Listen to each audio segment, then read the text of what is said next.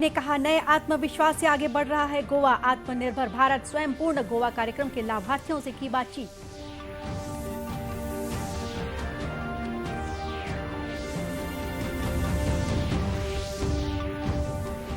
Social media में अफवाह रोकने हर जिले में बनाएंगे मॉनिटरिंग सेल। मुख्यमंत्री ने सभी पुलिस अधीक्षकों को दिए निर्देश।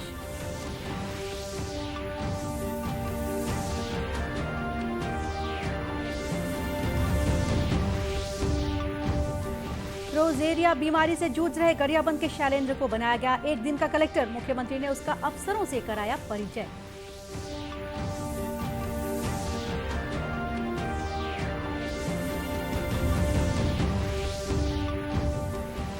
और भूस्खलन के बाद उत्तराखंड में फंसे सभी 55 यात्री सकुशल भिलाई पहुंचे।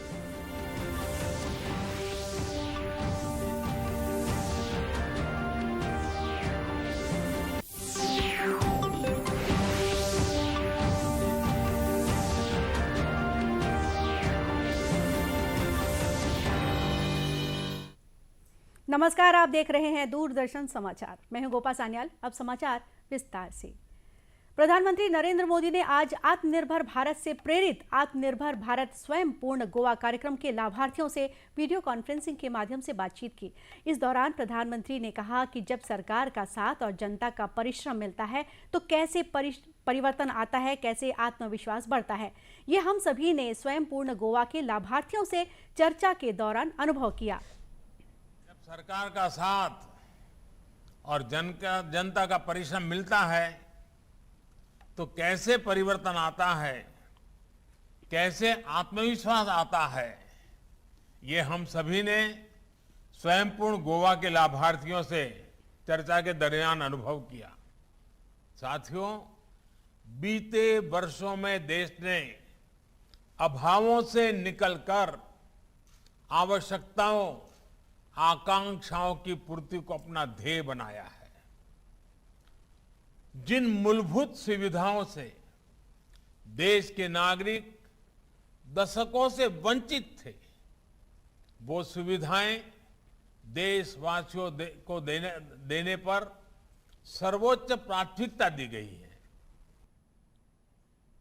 उल्लेखनीय है कि स्वयं पूर्ण गोवा पहल का शुभारंभ प्रधानमंत्री नरेंद्र मोदी के आत्मनिर्भर भारत आह्वान से प्रेरित होकर 1 अक्टूबर 2020 को किया गया था। इस कार्यक्रम के तहत एक सरकारी अधिकारी की नियुक्ति स्वयं पूर्ण मित्र के रूप में की जाती है, जो विभिन्न सरकारी विभागों से समन्वय कर यह सुनिश्चित करते हैं कि सरकारी योजनाओं का लाभ पात्र लाभार्थियों तक पहुंचे। मुख्यमंत्री भूपेश बघेल की अध्यक्षता में राजधानी रायपुर में पुलिस अधीक्षकों और पुलिस महानिरीक्षकों की कॉन्फ्रेंस आयोजित हुई। इस बैठक में मुख्यमंत्री भूपेश बघेल ने कहा कि छोटी छोटी घटनाओं को सांप्रदायिक और अराजक तत्व बड़ा रूप देने की चेष्टा कर रहे हैं। पुलिस अधीक्षक हर जिले में सोशल मीडिया मॉनिटरिंग की स्पेशल टीम बनाए, जो सोशल मीडिया में अफवाह फैलाने वालों का चिन्हांकन कर कार्रवाई करें। घटनाएं घटती है और बढ़ा चढ़ा बता दिया जाता है। जैसे पत्थल गांव की घटना है, उसमें एक की मृत्यु हुई थी, लेकिन जो सोशल मीडिया में जो चला वो 4 की मौत हो गई, 5 की मौत हो गई। तो इस मामले में भी एक्टिव होके अक्सर होता है कि जो थानेदार है, एसडीओपी है, एसपी है, वो घटना स्थल में चले जाते हैं, वो उसमें उस समस्या को सुलझाने में व्यस्त हो जाते हैं और इस बीच में बहुत तेज़ी से अफवाह फैल जाती है। तो इस मामले में किस प्रकार से कोऑर्डिनेट करना है और उसकी वास्तविक जानकारी आम जनता को भी मिले और हमारे मीडिया के लोगों को भी जानकारी मिल सके। मुख्यमंत्री ने कहा कि फील्ड स्तर के अधिकारी हर सप्ताह आम जनता, जनप्रतिनिधियों और मीडिया कर्मियों से मुलाकात करें और जनता की समस्याओं के निराकरण के लिए पहल करें। साथ ही जरूरतमंद लोगों को शासन की विभिन्न योजनाओं का लाभ दिलाएं। उन्होंने कहा कि पुलिस का जनता से जुड़ाव अत्यंत आवश्यक है। साथ ही आम जनता जिन पुलिस कर्मचारियों से नाराज हैं, उनका चिन्हांकन कर उनका तबादला किया जाए। कॉन्फ्रेंस में गृह मंत्री ताम्रध्वज साहू, कृषि मंत्री रविंद्र चौबे, मुख्य सचिव अमिताभ जैन, गृह विभाग के अपर मुख्य सचिव सुब्रत साहू, पुलिस महानिदेशक डीएम अवस्थी और गृह विभाग के वरिष्ठ अधिकारी उपस्थित थे। प्रोजेरिया जैसी गंभीर बीमारी से जूझ रहे गरियाबंद के आदिवासी बालक शैलेंद्र को एक दिन का शैडो कलेक्टर बनाया गया। इस दौरान जिले के कलेक्टर और सीईओ ने उनका स्वागत किया। शैलेंद्र के मुताबिक वह देश सेवा करने के लिए कलेक्टर बनना चाहता था। कलेक्टर तो नहीं बन पाया, मगर मुख्यमंत्री द्वारा उनकी इच्छा पूरी करने से वह बेहद खुश है। वह अपने पड़ोसी गांव के लिए पुलिया बनवाना चाहता है, क्योंकि वहां के बच्चे बरसात में पढ़ने स्कूल नहीं जा पाते। जिले के चुरा विकासखंड स्थित मेडकी डबरी गांव का 16 वर्षीय युवक प्रोजेरिया बीमारी से ग्रसित है। उसकी इच्छा के अनुरूप प्रदेश के मुख्यमंत्री भूपेश बघेल ने सहृदयता दिखाते हुए गरियाबंद कलेक्टर के रूप में एक दिन के लिए गरियाबंद भेजा। उसके पहुंचते ही गरियाबंद कलेक्टर नीलेश क्षीरसागर ने शैलेंद्र का कलेक्टर की तरह ही हाथ जोड़कर स्वागत करते हुए आमंत्रित किया। वहीं रायपुर पहुंचने पर शैलेंद्र को मुख्यमंत्री भूपेश बघेल IG-SP कॉन्फ्रेंस में ले गए, जहां उन्होंने शैलेंद्र को अपने बगल में बिठाकर मिठाई खिलाई। इस दौरान शैलेंद्र को गार्ड ऑफ ऑनर भी दिया गया। मुख्यमंत्री ने कहा कि वरिष्ठ अधिकारियों से मुलाकात कर वह काफी खुश है। कलेक्टर मतलब मैंने तो सीधा वो उनकी इच्छा थी कलेक्टर बनने की। आप सब जानते हैं कि उसकी परिस्थिति क्या है, लेकिन उसको हमने चीफ सेक्रेटरी से मुलाकात करा दी, DG से मुलाकात करा दी, सारे वरिष्ठ अधिकारियों उनके साथ फिर भोजन भी कराया। वो बड़े खुश हैं कि यहाँ मंत्रियों से भी मुलाकात हुई, उनसे बातचीत भी की उन्होंने। मुख्यमंत्री ने इस दौरान शैलेंद्र से उनके स्वास्थ्य की जानकारी ली। शैलेंद्र ने बताया कि उनके पिता वंशीलाल ध्रुव और मां रामकली ध्रुव खेती किसानी करते हैं। मुख्यमंत्री ने गरियाबंद पुलिस अधीक्षक पारुल माथुर से शैलेंद्र का परिचय कराया और शैलेंद्र को पुलिस अधीक्षक कार्यालय में आमंत्रित करने को कहा। राजधानी रायपुर के साइंस कॉलेज में 28 अक्टूबर से 30 अक्टूबर तक राष्ट्रीय आदिवासी नृत्य महोत्सव का आयोजन किया जाएगा। इस आयोजन में छत्तीसगढ़ के बस्तर से लेकर सरगुजा तक तथा देश के सभी 29 राज्यों की आदिवासी संस्कृतियों को करीब से देखने का अवसर मिलेगा। वहीं इसमें युगांडा, नाइजीरिया समेत 8 देशों की संस्कृति को भी जानने का अवसर मिलेगा। इस दौरान विदेशी कलाकारों द्वारा मुख्य समारोह में अपने अपने देशों की लय, ताल और धुन पर आकर्षक एवं जीवंत प्रस्तुत की जाएगी।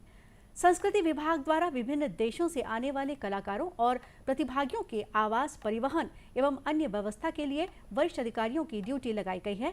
इनमें D राहुल वेंकट को युगांडा, नाइजीरिया और स्विट्जरलैंड के कलाकारों एवं प्रतिनिधियों के देखरेख एवं व्यवस्था के लिए प्रभारी अधिकारी बनाया गया है। इसी प्रकार अभिजीत सिंह को माले, उज्बेकिस्तान और श्रीलंका के प्रतिभागियों से समन्वय के लिए प्रभारी अधिकारी बनाया गया है। इसी तरह इफ़त आरा को फिलिस्तीन और सीरिया के कलाकारों व प्रतिभागियों से समन्वय के लिए प्रभारी अधिकारी बनाया गया है, जबकि मनीष मिश्रा और शशांक पांडे को ज्यूरी के साथ समन्वय के लिए प्रभारी अधिकारी नियुक्त किया गया है। एक भारत श्रेष्ठ भारत योजना के तहत गुजरात के 4 सदस्यीय पत्रकारों का दल छत्तीसगढ़ भ्रमण के लिए आया हुआ है। पत्रकारों को भिलाई इस्पात संयंत्र के अलावा अन्य स्थलों का भी भ्रमण कराया गया। पत्रकारों के दल में शामिल अस्मिता दवे और जल्पा व्यास ने बताया कि यहां आकर उन्हें राज्य की संस्कृति तथा यहां के विकास कार्यों से परिचित होने का अवसर मिला। हमने अभी तक पुरखौती मुक्तांगन देखा, फिर हम सिरपुर गए, आज हमने भिलाई प्लांट की भी मुलाकात ली।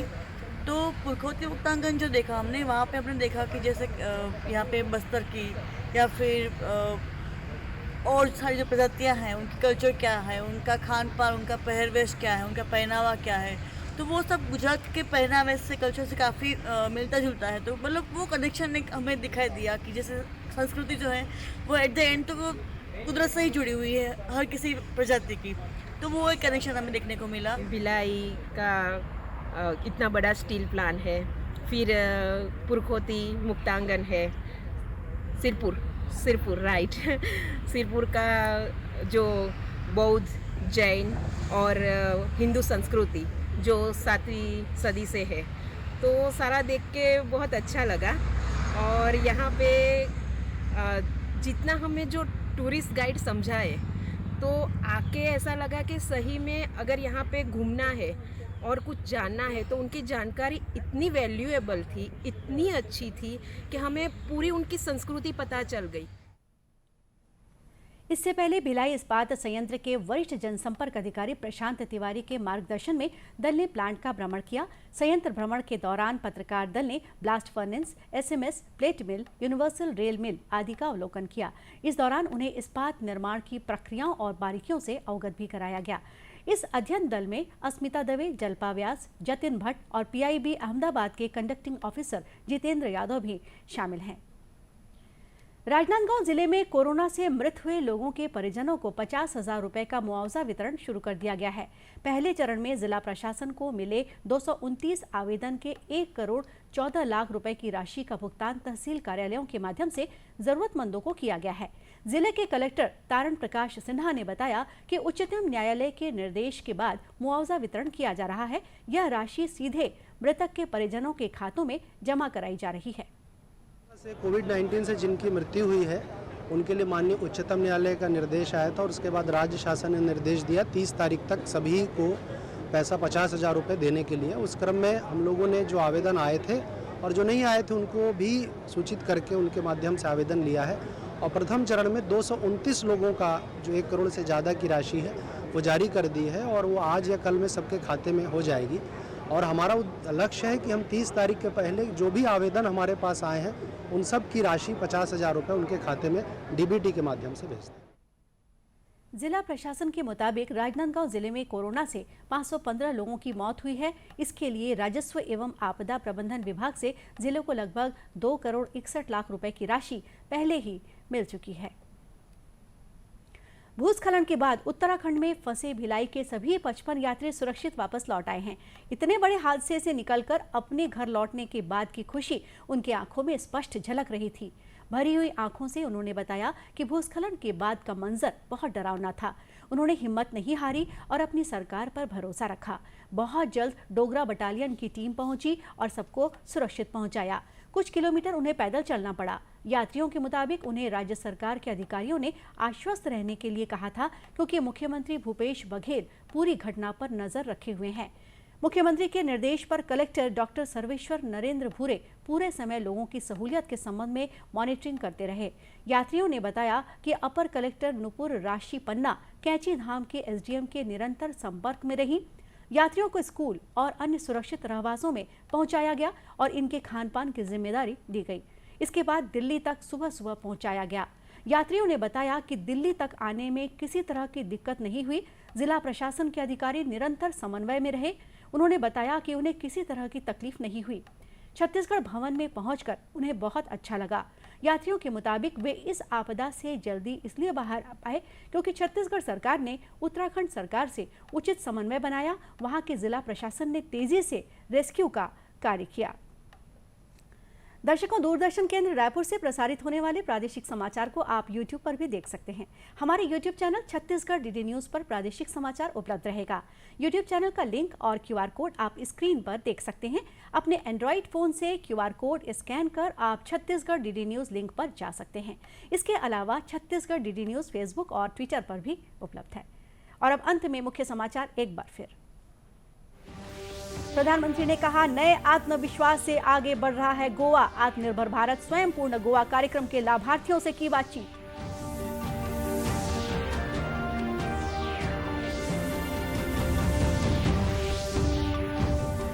सोशल मीडिया में अफवाह रोकने हर जिले में बनाएंगे मॉनिटरिंग सेल। मुख्यमंत्री ने सभी पुलिस अधीक्षकों को दिए निर्देश।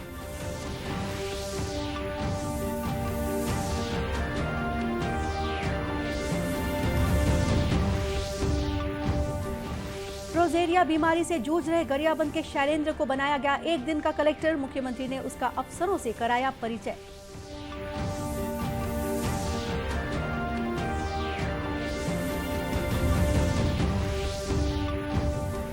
और भूस्खलन के बाद उत्तराखंड में फंसे सभी 55 यात्री सकुशल भिलाई पहुंचे।